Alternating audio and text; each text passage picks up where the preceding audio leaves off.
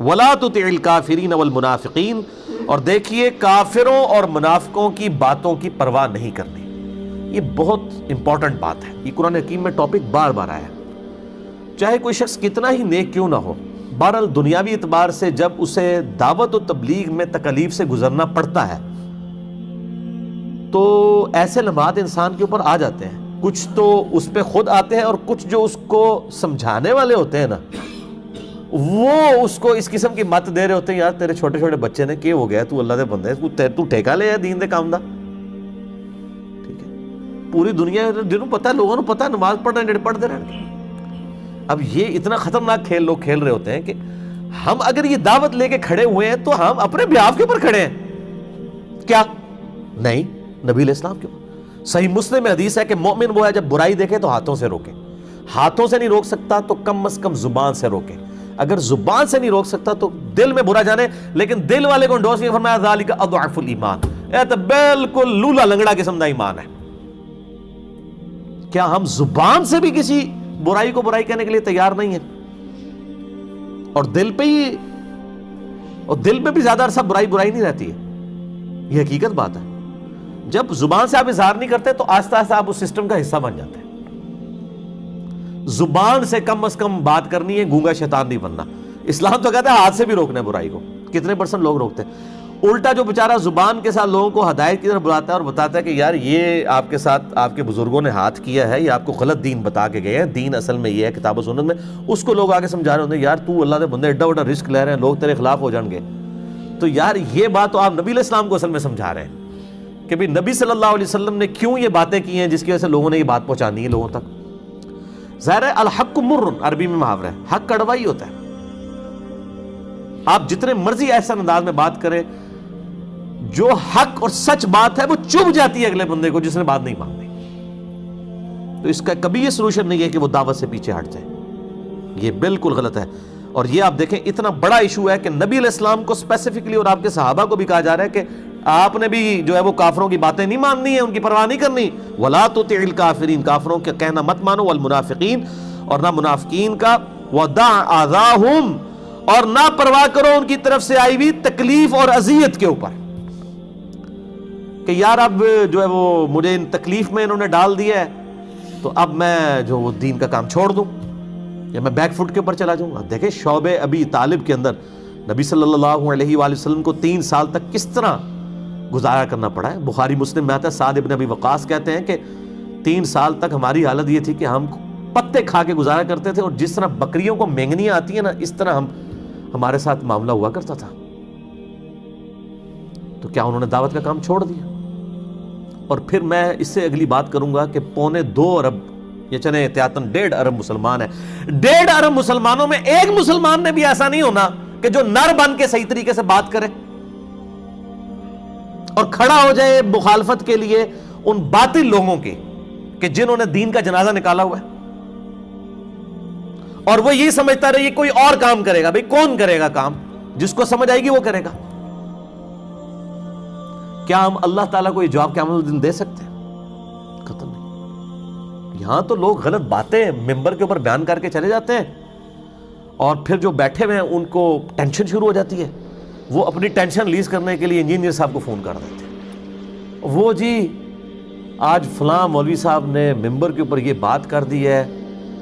تو میں پھر ان سے پہلا سوال کرتا ہوں کہ بھئی آپ کو نہیں پتہ یہ انہوں نے بات غلط کی ہے؟ کہتے ہیں جی پتہ ہے. تو ساری دنیا کی مصیبتیں ان کا بوجھ میں نہیں اٹھانا ہے اکیلے بندے نے. آپ کی زبان نہیں اللہ نے آپ کو دیا، آپ گونگے شیطان ہیں کہ آپ کم از کم اس لیکچر کے بعد ہی ان کو بند کمرے میں لے جاتے ہیں اور کہتے ہیں کہ حضرت صاحب یہ آپ حدیث اور واقعہ کہاں سے بیان کر رہے ہیں؟ یہ میری ذمہ داری ہے کہ دنیا میں جہاں کہیں جھوٹ کوئی بیان کرے گا تو میں نے پریکٹیکلی جا کے وہاں پہ لوگوں کی اصلاح کرنی ہے. اکیلا بندہ کیا کر سکتا ہے؟ ہر بندہ جو جہاں پر ہے وہ ذمہ دار ہے. کنتم خیر امۃ اخرجت للناس تأمرون بالمعروف وتنہون عن المنکر وتؤمنون باللہ. تم بہترین امت ہے ہی اس لیے ہو. نبی صلی اللہ علیہ وآلہ وسلم کی نسبت کی وجہ سے جو بہترین امت کہا گیا ہے، اس وجہ سے نہیں کہ آپ صلی اللہ علیہ وسلم کا بہت بلند مرتبہ ہے اس وجہ سے امت کا بھی بلند مرتبہ ہو گیا، نہیں، بلکہ آپ کی ختم نبوت کی برکت سے کہ چونکہ آپ کے بعد نبی کوئی نہیں آنا، نبیوں والا کام اب اس امت نے کرنا ہے.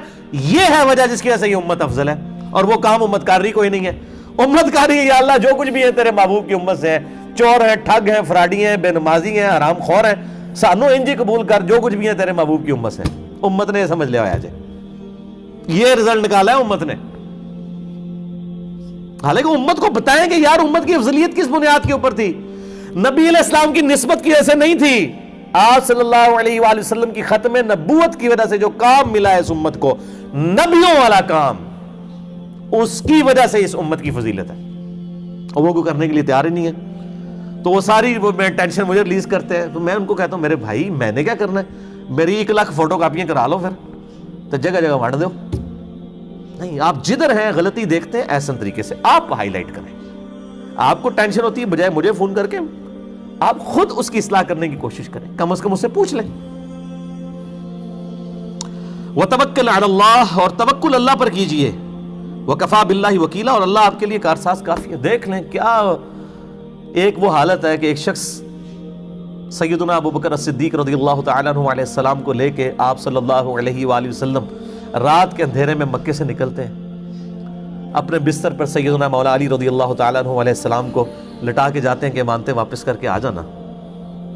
اور راستے میں جاتے ہوئے جو ہے وہ آپ رضی اللہ تعالیٰ عنہ جو ہے وہ کیا سوچ رہے ہوں گے جب غار ثور کے اندر, جو سورہ توبہ میں ذکر آتا ہے کہ جب تم دونوں غار میں تھے اور تم اپنے ساتھی سے کہتے تھے غم نہ کرو اللہ ہمارے ساتھ ہے. یعنی اس حالت میں جب آپ مکے سے نکل رہے ہیں, اور یہ 1 ہجری کا واقعہ, اور 8 ہجری میں 8 سال کے بعد آپ صلی اللہ علیہ وآلہ وسلم فاتح کی حیثیت سے وہاں پہ داخل ہو رہے ہیں. اور جب مکے سے نکل رہے ہیں, سراقہ ابن جوشم, سراقہ ابن مالک جو مخبری کرنے کے لیے آیا, اس کا گھوڑا دھس گیا, واپس نہیں جا سکا. 2-3 بار ایسا ہوا, اسے سمجھ آ گیا بھی اللہ کے پیغمبر ہیں. سیدنا ابو بکر صدیق رضی اللہ تعالیٰ عنہ کو نبی علیہ السلام نے کہا سراقہ کو بشارت دے دو کہ میں اس کے ہاتھ میں کسرا کے کنگن دیکھ رہا ہوں. کسرا پرشین امپائر, اور وہ کسرا جو اس کا ہیڈ, اس کے کنگن دیکھ رہا ہوں. اس وقت تو سراقہ نے بھی سوچا ہوگا کہ اپنی جان بچا کے رات کے اندھیرے میں یہاں سے جا رہے ہیں اور مجھے کہہ رہے ہیں کہ پرشین امپائر گرے گی اور اس کے کنگن میرے ہاتھوں میں ہوں گے. اور پھر سیدنا عمر فاروق رضی اللہ تعالیٰ عنہ علیہ السلام کے دور میں وہ وقت آیا ہے. سیدنا عمر نے بلا کے پھر سراقہ کو وہ پورا کسرا کا لباس پہنایا, اور اس کے بعد کہا اتار دو, یہ مومنین کا مال ہے. انہوں نے سمجھا یہ مجھے گفٹ ہو گیا. انہوں نے کہا نہ, نبی علیہ السلام نے صرف کہا تھا دیکھا ہے, بس اتنا, اس سے زیادہ نہیں, یہ مومنین کے بیت المال میں آئے گا. تو رومن اور پرشین امپائر گر جائے گی کسی نے سوچا تھا؟ نہیں. تو نبی صلی اللہ علیہ وآلہ وسلم کو کہا جا رہا ہے اللہ پہ توکل کریں, اللہ تعالیٰ بہتر کارساز ہے.